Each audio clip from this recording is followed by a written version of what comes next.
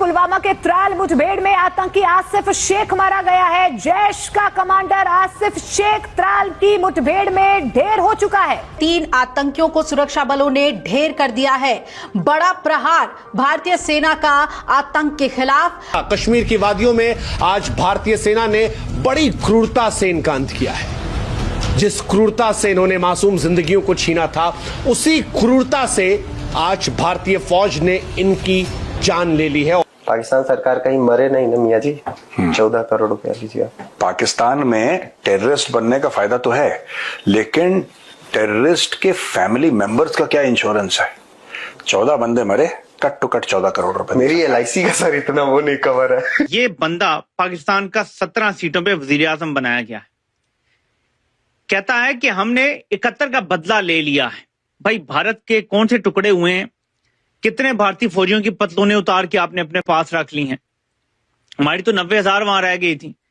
कितने भारतीय फौजियों की पतलूनें हैं जी हमारे पास, जरा बताया जाए। जो PR होती है वो ऐसे होती कि हमने क्लेम किया था कि हमने उधमपुर बेस को तबाह कर दिया। मोदी सबसे पहले उधमपुर ही पहुंचा और उसने वहीं पर पूरी बेस भी दिखाई पूरी दुनिया को, और वहां खड़े होकर उन्होंने नारे भी मारे। जनरल आसिम मुनीर जो है इसका ये मेंटली स्टेबल नहीं है, और ये बड़ा जिंगोइस्टिक है, और ये बड़ा फंडामेंटलिस्ट है, और जहादी ज़हन का मालिक है। जय हिंद दोस्तों, पहलगाम हमले के 4 आतंकी स्पॉट किए गए थे और इनमें से 3 आतंकियों को कल ठोक दिया, जिसमें जैश का कमांडर आसिफ शेख भी शामिल है।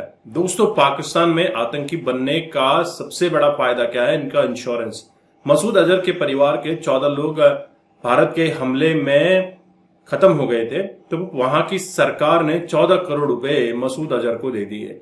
दोस्तों, ये है पाकिस्तान का असली चेहरा, जो दुनिया पाकिस्तान से बोलने में डरती है, क्योंकि पाकिस्तान हमेशा डराता आया है कि हमारे पास न्यूक्लियर पावर है। जिहाद का जो जहर इनके अंदर था, जब तस्वीरें आई तो वो इतनी ही खौफनाक, ऐसी खौफनाक तस्वीरें जो कमजोर दिल वालों को सदमा दे दें। लेकिन ये तस्वीरें आज कठोर होने के बावजूद भी हर देशवासी को गर्व का क्षण दे रही हैं। ये बता रही हैं कि आतंक का अंत निश्चित है। इनके पराजित शरीर भारत की शक्ति का प्रतीक हैं, जो हर आतंकवादी के मन में इन तस्वीरों को दिखाकर भय पैदा करेंगे। वो पीछे भारतीय फौज जो भारत माता की जय, भारत माता की जय कह रही है, और उनके सामने खुले सिरों से रिश्ता हुआ खून, इनके टुकड़े टुकड़े जिस्म के, ये सिर्फ लाशें नहीं बल्कि भारत की ताकत का ऐलान है। ये उस आग का सबूत है जो हर जिहादी के सीने में अब जलेगी, और भारत माता की जय, भारत माता की जय, हर हर महादेव का जो ये ऐलान है, ये बताने वाला है कि ये वो भारत नहीं है जो चुपचाप अपने जवानों का सर कटा हुआ देखता था। ये नया भारत है जो आतंकवादियों के सर को खोल के रख देगा, और उसके बाद वहां पर गर्व से भारत माता की जय का उद्घोष करेगा, ये बताते हुए कि जो तुम डिजर्व करते हो वो तुम्हें दिया जाएगा। खून का बदला खून से लिया जाएगा, और हर आतंकी के लिए ही पैगाम है कि भारत की मिट्टी में घुसोगे तो फिर लाश बनकर निकलोगे। हमारी सेना की गोलियां अब सवाल नहीं करती, वो सीधे जवाब देती हैं। एक निशाना, आतंकवादी का सर खुला और आतंकवादी खत्म।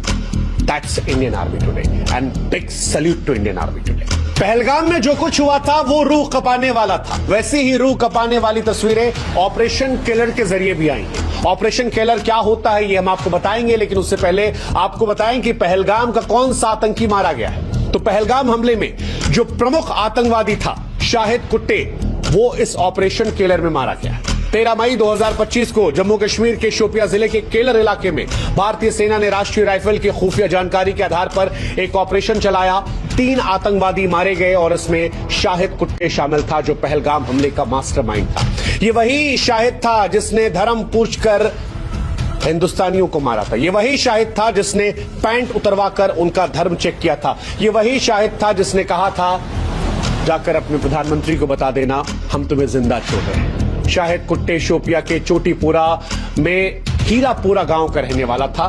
2023 में लश्कर तैयबा में शामिल हुआ था। इसी का घर भारतीय सेना ने गिराया था, और अब भारतीय सेना ने इसे भी ढेर कर दिया है। उम्मीद है कि बाकी जो हैं उनका भी हिसाब जल्द से जल्द होगा, क्योंकि पाकिस्तान से लेकर कश्मीर में मैसेज बड़ा क्लियर है। पहले ऑपरेशन सिंदूर और अब ऑपरेशन किलर के जरिए वैसे अगर आपके मन में सवाल है कि ऑपरेशन किलर नाम क्यों पड़ा, तो एक वजह तो आप जानते हैं कि किलर शायद थंबनेल में इस्तेमाल करने में या कहने में लिखने में सोशल गाइडलाइंस का दिक्कत हो सकता था, तो ऑपरेशन किलर जो है वो परफेक्ट बैठ रहा है, ताकि आप जब इसका प्रचार प्रसार करें और आतंकवादियों के मन में खौफ पैदा करें तो ये स्प्रेड हो जाए।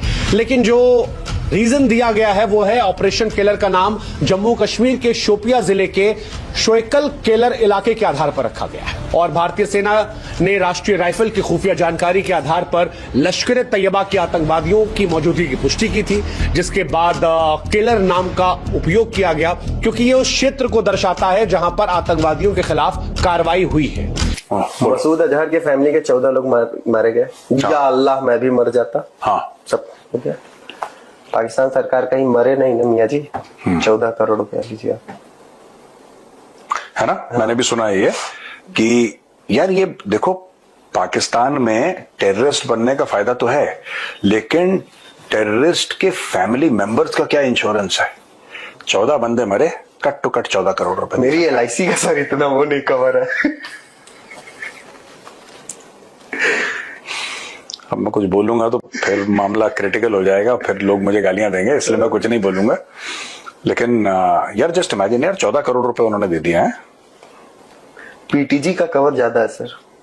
ये PTG क्या होता है? Pakistan terrorist group. हाँ, PTG ये नया नया बनाया है, इसलिए मैंने सोचा कि तुरंत ऐसे बनाया, तलाक से बना के निकाल दिया ना यार। जस्ट इमेजिन 14 करोड़ रुपए दिए है ना उसके परिवार को, कि परिवार वाले बेचारे इसके नहीं रहे, लो 14 करोड़। बाकी और पाकिस्तानी, ये अपनी फौजियों को इतना पैसा नहीं देते।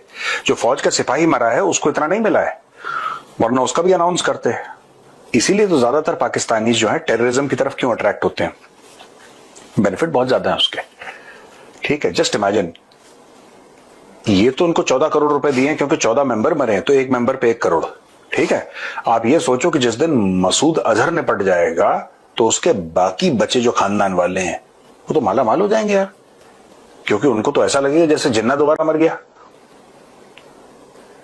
क्या तुम फिर बदतमीजी करने वाले? नहीं, मैं सोच रहा था तो अब आपकी बात के बाद कहीं उसके परिवार वाले लग गया, अब इसको निपटाएंगे। पैसा मिलेगा, पहले इसको निपटाओ है। हाँ, भारतीय बलों ने जब पाकिस्तान से पाले गए इन आतंकियों को ठोका तो वहां पर हर हर महादेव के नारे लगा रहे थे, भारत माता की जय के नारे लग रहे थे। ये बताया जा रहा था, ये मैसेज स्प्रेड किया जा रहा था कि तुम जब हमारे देश में आकर धर्म पूछ पूछ कर ठोक रहे थे लोगों को, तो अब हम भी धर्म बता बता कर तुमको ठोकेंगे। दोस्तों, आज पाकिस्तान क्यों डरा हुआ है?